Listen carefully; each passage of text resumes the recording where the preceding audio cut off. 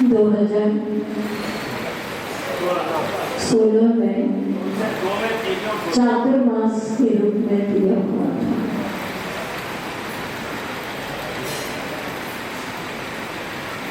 उस समय की उनके व्यक्तित्व की ऊर्जा कल जब हम लोग नवीन निर्माणाधीन पंचवालियती 24 जिनालय, जिसका कोई एक विशेष नाम आचार्य श्री जी के मुखार बिंद से आप सभी को निश्चित रूप से प्राप्त होता, लेकिन वह समय निकल गया।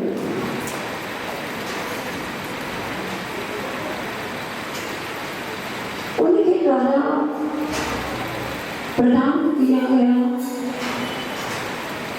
आचार्य पद जिन्हें ऐसे नवाचार्य श्री खजुराहो क्षेत्र पर विराजमान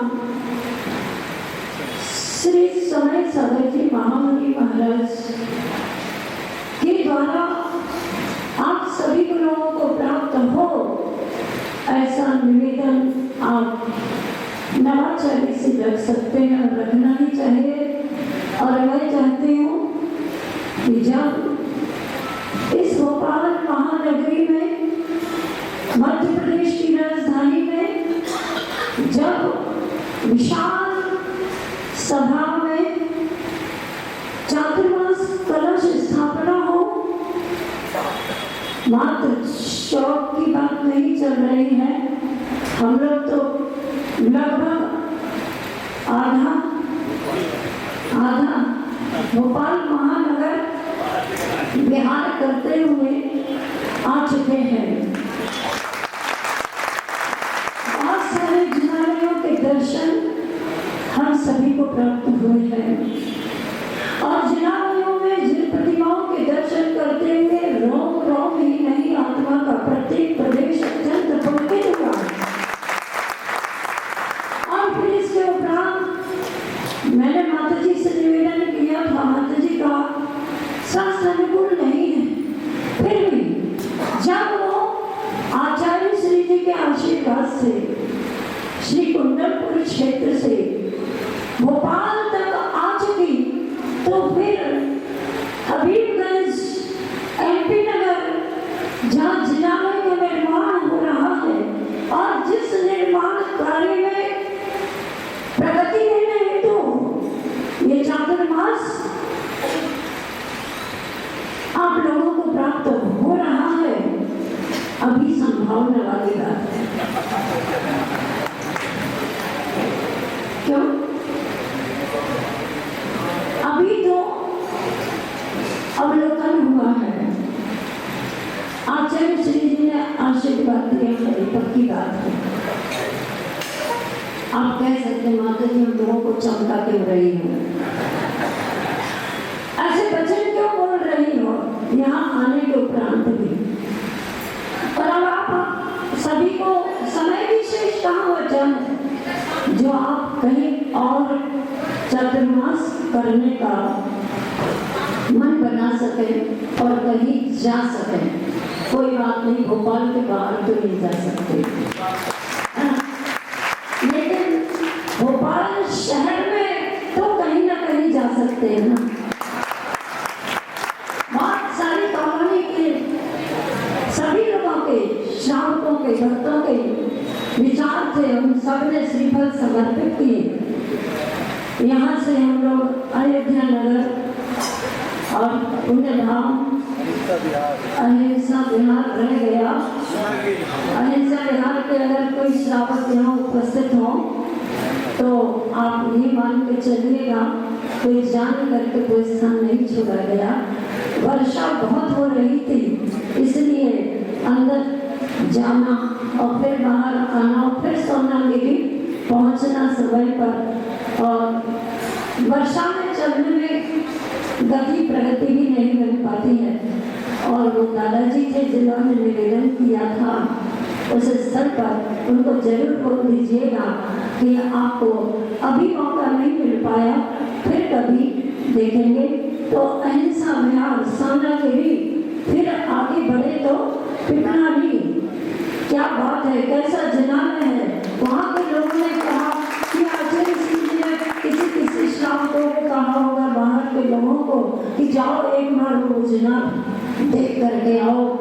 और वास्तव में इतने बढ़िया बढ़िया प्रांगण है, शुद्ध वातावरण है, सब कुछ है।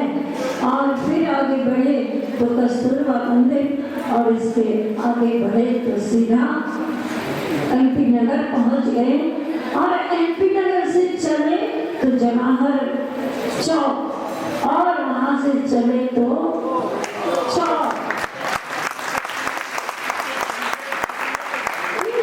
हाँ ठीक है, ठीक। बीच में वो एक और पंचशील, वहां से भी गेट तक सब लोग उपस्थित थे, लेकिन समय की कमी होने के कारण उनसे भी कहा है कि फिर कभी देखेंगे। और वो बड़े उत्साह के साथ आए थे। और फिर रास्ते में मैं तो कुछ कदम आगे बढ़ गई। मैं सोची क्या पता बड़ी माता जी वहाँ तक अब जाएंगी या नहीं जाएंगी। 4 कदम मैं पीछे आ गई लौट करके, और ये देखने के लिए कि माता जी क्या निर्णय लेती हैं। उनके कदम जब आगे बढ़े तो फिर हम सभी लोग टीटी नगर वहाँ के भी जिनालय के दर्शन करते हुए, और निर्माणाधीन जो जिनालय है उसके भी अवलोकन करते हुए, और निकट समय में जहाँ के पंच कल्याण हो सकते हैं, ऐसा सब कुछ है। मैं तो चाहती हूँ ये निकट समय जो श्री, हाँ अभी तो बहुत सी कॉलोनी छूटी हुई है, रास्ते में अभी प्रपोजल कॉलोनी और थी, वहाँ के लोगों ने भी पत्रकार में निवेदन किया था। तो हम लोगों ने कहा कि बस अभी समय से हमें पहुँचना है, इसलिए फिर कभी बाद में देखा जाएगा। और बस मैं इतनी बात कहना चाहूँगी कि एक माँ सुबह होने पर अपने बेटे को जगा रही है। बेटा नहीं बाबू, और बाबू भी नहीं, राजा बाबू कह के पुकार रही है। उठ जा राजा बाबू, उठ जा। अरे कब तक सोता रहेगा, जागने का समय हो गया है, उठ जा, अब तो उठ जा। और चादर पकड़ के खींचती है, लेकिन राजा बाबू को नींद आती। सुबह सुबह की नींद कैसी होती है, क्या बात है। ऐसा लग रहा है आप लोगों को अभी है तो हम भी उसका आनंद मजा ले सकते हैं। वो राजा बाबू नींद में है और चादर खींची माँ ने, तो भी वह अपनी और खींच करके सोने की क्रिया प्रतिक्रिया करता है। फिर भी माँ कहती है, भाई राजा बाबू उठ जा, देख सूर्य निकल आया। और उसी समय क्या हुआ, रास्ते से वॉकिंग करते हुए कुछ बाबू जा रहे थे, जिन बाबू में से एक बाबू का नाम था राजा बाबू। यहाँ कहीं बैठे कोई राजा के नाम से, वह राजा बाबू जब जा रहा था ना, तो उसने जब ये बात सुनी, माँ अपने बेटे के लिए बोल रही है, और इस राजा बाबू ने रास्ते चलते रानी राजा बाबू ने वह आवाज सुनी, अरे राजा बाबू तू सो रहा है, उठ जा, कब तक सोता रहेगा। ऐसे शब्द जब उसके कानों में पड़े, उसे लगा मेरे से कौन ऐसा निर्देशन दे रहा है, कौन मुझे जगाने का प्रयास कर रहा है, क्या मैं सोया हूँ। तब आप ध्यान दीजिएगा, उसके मन में विचार आता है कि सूर्य के सांस किरणों के साथ निकलने के जैसे ये सूर्य संत आचार्य श्री विद्यासागर जी आए, आपके महानगर में आए, और आप सब राजा बाबुओं के लिए, मतलब इन सब के लिए नहीं, क्या अभी मैं इनकी बात कह दूँ, आपकी बात बाद में कह दूँ, इन सब राजा बाबुओं के लिए। और जो यहाँ युवा संगठन था, अभी तो शायद कुछ बसते थे, कुछ बाहर निकल गया, कोई बात नहीं, अभी तो निकल जाओ, भीतर तो आना ही आना है। भीतर आए बिना कोई पढ़ नहीं सकता। इसलिए उन सबको आचार्य श्री जी सूर्य संत के समान जगमगाते हुए आपके भोपाल महान नगर में आए और उन्होंने जगाया, उठो राजा बाबू, आप भी उठो, आप भी उठो, आप भी उठो। और सब उठ गए और उठ करके जाग करके आज उन्हीं की शिष्या प्रथम दीक्षित आदिका श्री गुरुमती माता जी और इसी नंबर में द्वितीय नंबर और एक ये पावनमती माता जी है, ये भी उसी प्रथम दीक्षित आदिका संघ। तो प्रथम दीक्षित आदिका संघ की 3 आदिकाएं यहाँ पर उपस्थित है।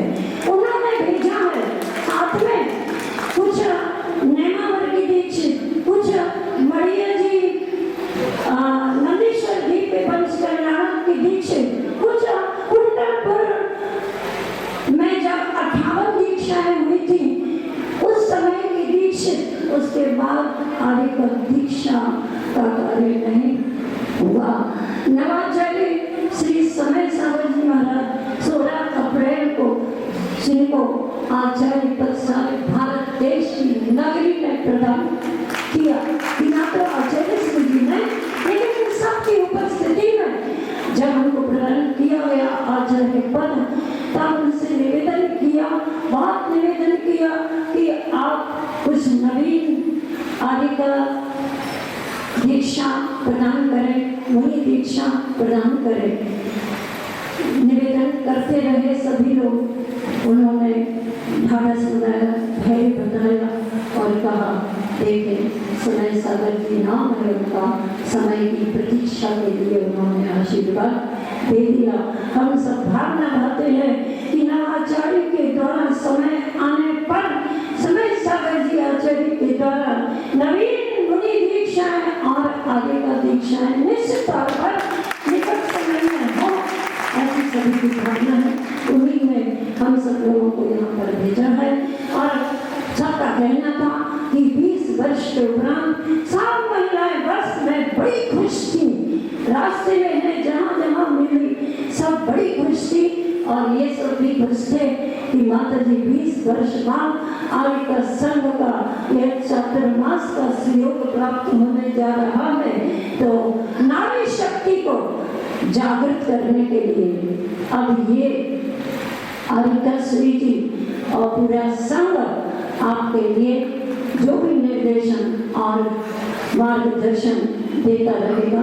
वैसे सब बहुत सारे चातुर्मास आप सब लोगों को प्राप्त हो चुके हैं, उन्हीं संघ के भी और आचार्य श्री जी का भी सबसे आप लोग ऊर्जा प्राप्त कर चुके हैं। जब कल उस क्षेत्र पर प्रवेश किया तो ऐसा लगा आचार्य श्री जी की ऊर्जा, उनके व्यक्तित्व की ऊर्जा वहाँ जो विद्यमान है वो कभी वहाँ से वापस जा नहीं सकती, जा नहीं सकती। जब ध्यान केंद्र में बिठाया हम लोगों को, वहाँ पर एक अलग ही आनंद की अनुभूति हुई। समय अधिक नहीं है, मैं यहीं पर विराम देती हूँ और पूरे भोपाल महान नगर के लिए ये आह्वान है कि ये जो चातुर्मास यहाँ पर होगा, आप ये मान के मत चलिए, देखो रहना तो एक ही स्थान पर होगा। आप थोड़े अयोध्या में भी रहिए, थोड़ा सोनागिरी में भी रहिए, थोड़ा क्षेत्र में भी रहिए, तो ये तो मात्र 15 आदिकाएं यहाँ पर आए हैं। फिर भी कह रहे हैं लोग 3 माता जी हमारे और छोड़ दो, 3 माता जी हमारे और छोड़ दो। अगर आचार्य श्री जी ने ये भोपाल का संकेत कुछ समय पहले दिया होता तो हम लोग अपना पूरा संघ लेकर के यहाँ आते, 30-40 लेकर के आते और यहाँ पूरे भोपाल नगर में आपको धर्म की ध्वजा फहराते हुए दिखती।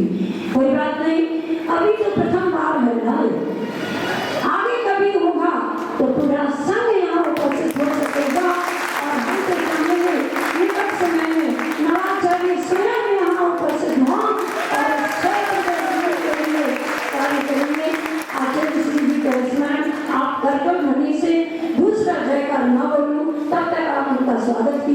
आचार्य परमेश की गुरु